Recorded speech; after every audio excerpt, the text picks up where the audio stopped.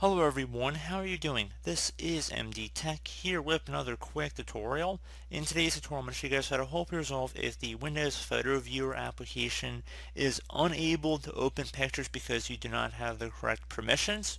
So this should hopefully be a pretty straightforward process here, guys, and without further ado, let's go ahead and jump right into it. So you want to first start by navigating to whatever folder you're having the problem with. So let's say it's this pictures folder on our desktop. This can apply for another folder as well, but we're just going to use this as an example for today's tutorial. And we're going to go ahead and right click on it and then select properties at the bottom of that drop down menu. Now that you're here, so now you want to left click on the security tab.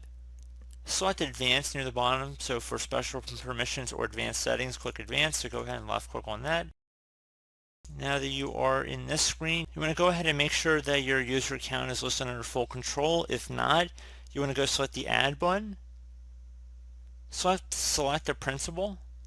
It says enter the object name to select, so just start typing in your user account name here. It doesn't have to be exact, because then we're going to select check names. Should be able to actually identify our desktop username, which might be slightly different than our actual username, because there are different usernames that Windows uses to identify each individual user. So a little complicated, but just make sure you select check names and then select OK. Underneath basic permissions, select full control and then select OK. And there you go. Very simple process there, guys. So once you're done with that, close out of here, or select apply and OK, I should say, and then select OK one more time, and you should be able to access the folders and the pictures without any further problem.